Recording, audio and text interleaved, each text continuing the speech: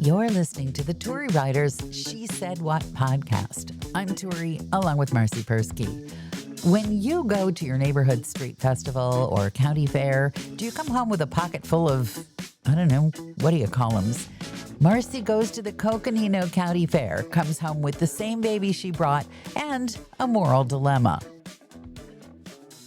Making my way up to the studio, I passed at least 3 pieces of plastic crap that are given out for free with the names of places and companies and organizations on them. And I don't know why I always pick those things up.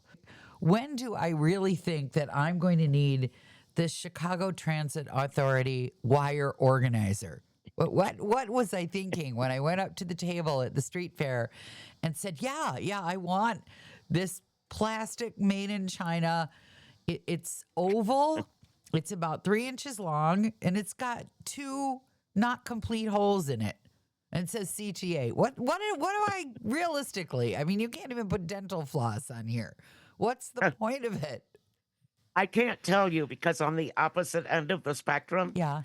yesterday we took our annual trek to the Coconino County Fair. Oh, that's the worst place for that stuff. I did not pick up a single thing. No. Not a pencil. No. Not a refrigerator magnet. No. I totally kept my hands in check and didn't pick up. Because usually I leave with, a bag of garbage that sits until the next year on a peg hanging on the wall. Yeah, and it comes with its own fair branded plastic bag, too. Yeah, the only thing I bought a T-shirt for the baby because it's really cute. And this was his second year at the fair, but the first one where he could appreciate what was going on. Did you buy a T-shirt that said Coconino County Fair or? You can't fit Coconino on a little shirt. So it says, I think it says Coco 75 because it was the 75th anniversary of the fair. Otherwise, people are going to think there's something wrong with him, that he's been a baby since 1975. And we're going up to Toronto soon to see the small cutie and the big cuties flying in. And I'm looking at this collection of T-shirts that the spousal unit owns, and I'm thinking, some of these are pretty political. Maybe we shouldn't be trying to cross the border with some of these T-shirts in our luggage. And then I realized how political it's gotten. I got him a shirt that says democracy requires a free press. And I'm wondering if that could make trouble. And that right there scares the heck out of me. You have a shirt with a picture of a cat on it. Yeah. And it's very political. And I haven't worn it anywhere yet. I almost wore it to the fair yesterday. Uh-huh.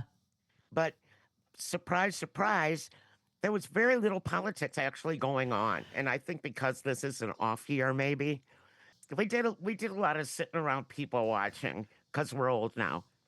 I signed one petition and then remembered, oh yeah, I can't write with my right hand anymore. So that was my one petition for the fair, for somebody running for something that I've never heard of. And then I stayed outside for most of the animal barns because Really? I knew that was going to kill my allergies. I went in the rabbit house. That'll kill your allergies. And we looked at all the rabbits. I love the rabbits. I went in the Gems and Mineral House. What's that? It's like giant rocks and geodes and gems and stuff that comes from Arizona. Cool. It was very cool. And we spent quite a bit of time in there. And then outside animals. But no, mostly it's... And then they tore down the stage. I don't understand any of this, but last year they took down the main stage. And they put a stage underneath a tent with a bunch of tables and folding chairs. And there was a band playing. And so we went, because we're old. Yeah. We sat in the very back. We made our own row in the very back left-hand corner of that tent. Yes. And even though we were as far back as you could get, my watch started going crazy, saying decibels, decibels, decibels. It was just flashing. So I said to Frankie, maybe we should go sit a block away on a rock and listen to this band. Oh man, what band was it? Um, In years past, you have reported on really hilarious sounding cover bands or yeah, bands that no, are so obscure. this was actually some kind of a bluegrass, rocky something or other that I've never heard of. And they played all originals. Oh, Yeah, there wasn't anything like cool or cheesy this year, which was upsetting, except for this giant slinky thing walking around. what? And there was like this giant thing walking around, and it was part slinky and part house vent. I don't know how to explain it. It was very large and silver, and little kids loved it, and it's just scared the bejesus out of me. I was like, "What is that?" There was a person inside it, but I have no idea. Now this is we've talked about this before, like with commercials. You have no idea what the commercials are for. Yeah. I had no idea what this giant silver scary thing. It had one eye, okay? It had one eye, Where and was the eye? Okay, wait. I'm trying in to the middle. visualize. There was a slinky part, I'm guessing, on each end, and then the middle was a solid ductwork thing. Yeah, yeah, Okay. but it was all round, no Huh. square, Huh. and there was a great big eyeball in the middle, and the arms were like, yeah, the arms were like slinkies, kind of, but solid, not just. It was scary. I'm totally confused. I was afraid to walk It past it. sounds a little Danger Will Robinson-y. Little kids loved it, That's so and interesting. Little kids are afraid of the things you wouldn't expect they'd be afraid of, and then they love stuff where you go, that scares me. Why do you like it? we took the baby. This was his second fair, and he is 18 months now, and he could actually like relate to things. Like he pet a chicken, and he thought that was the greatest thing in the world, and he touched a sheep, stuff like that. Well, wait a minute. You live on a, ranch basically. You can walk We down the don't have block and sheep. pet some Not yet, you Nope. don't. And no chickens. Thank God for that. I'll tell you, as someone who has chickens in the city, it's a lot of cleaning up. And we figured it out even when we had a little flock and they were young and full of eggs, because they only have a finite amount of eggs, just like women. And then they Right. go through menopause and you get like 4 eggs a year and you keep feeding them because they're pets. And in the farming world, they become other things at that point when they stop producing. But even when we had like a flock of 7 and they were at their laying zenith, I think we figured we were paying something like $4 an egg or something. My something my like whole that. thing with chickens is that they're so mean to each other. I mean, that's where pecking order comes from. Yeah. And there's always one poor chicken with no feathers, and it's all beat up, and you feel sorry for it. And it's like the loser chicken. Yeah, the loser. Well, the small cutie, because we had the big flock when the small cutie was young, he decided he would teach the meanest girl a lesson. So she would peck at the under chicken, and he would take a finger and peck at her. It was hilarious. He's like, I'm going to teach her. I'm going to teach her. I'm in the charge of the pecking order. And if she pecks that little chicken, he would take his little finger and just bonk, bonk. And the chicken would look at him and like, what the F? This is the natural order of things. You're screwing with it. Well, I'm a farm girl, Yes. and here's the thing that really bothered me this year that has never bothered me in my life, Uh-huh. which tells me that I'm nearing the end of my life. Oh, no. We walked.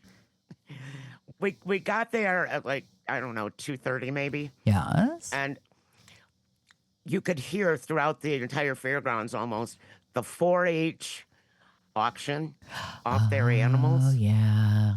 They've raised And these they animals auction like them off pets. to And people then, that eat them. yes. Exactly. They've raised these animals and practically slept in bed with these animals, and the animals are sparkly clean and pretty. And this is when the kids really get the message that you can love these animals as much as you want, and then we eat them. Yeah, I can't eat anything with a name. Just don't ask for its name. Don't make it show ID. I don't go into the auction. Don't make it If show I've its seen its ID. eyeballs, I Yes. don't eat it. Okay. I eat meat. We are meat eaters out. I mean, but I would never eat one of my goats. No, but somebody else might. Well, that's their problem. I go make sure that they're not being eaten. They're- But yes, I actually had an issue this year. It made me sad. Vegetarianism in your future? Hell no. I hate vegetables. Have you met me? The youngest child saw a bunch of videos on YouTube Yeah. that they were sharing in like middle school, Yeah. and she became a vegetarian for for a long time, which was a giant pain in the ass around here because it meant cooking multiple meals. And then all of a sudden, I think she was a vegetarian like from 8th grade until till she was 20. That's a long time to me. But one day she wanted a hamburger, and that was the end of the vegetarianism. What I want to know with the vegetarians, when they can engineer a hamburger or chicken from one cell that they take without even harming the chicken or the cow, would they eat the meat then? There was a rumor when I was in college that a certain chicken restaurant takeout place had cloned, like, had cloned chickens, but they weren't alive. And they were just like these dead meat bearing things. What's that movie, that Ron Howard movie where the old people go into chrysalises? Cocoon. That's it. Yeah, it was Cocoon kind of a chickens. cocoon for chickens Yeah. thing. Okay. And that was like the big rumor about this. Made you all feel better about your carnivorous selves. It made me not want to eat it. Really? Yeah, and then I found out that it was a lie, and then I started eating it. Cannot keep track of your diet at all. Either can anyone What's else. awful is how much time I spend thinking about it. Like this morning, I made a date and banana shake for breakfast. And I'm looking at this going, does Marcy eat dates? Does Marcy not eat dates? Honest to God, I spent time on this morning. I don't know why. I eat dates, but I don't eat figs. See? But I don't I'll really eat Fig care. I Newtons. just want to know why I think about it. So, Yep. yeah, why do I pick up the plastic crap at the fair? And does Marcy eat food X? Well, I think you could win either one of those. Because, yes, you would pick up everything. And no, probably give a 95% chance that whatever you're staring at, I will never eat. So, Yeah, that's true. Well, tell me, what is the weirdest plastic crap that you've picked up at the fair? no, usually, they want something like, okay, here's like a hilarious thing. A certain large insurance company Yes, for free yes. would make a bobblehead out of you. Okay? You Great. could be a bobblehead. Just what you need for life. So I said, right, exactly. How is it that you've gotten this far in life without Without a bobblehead. bobblehead made of you? I just need to know. I told the kids to take the baby and get a bobblehead made of him.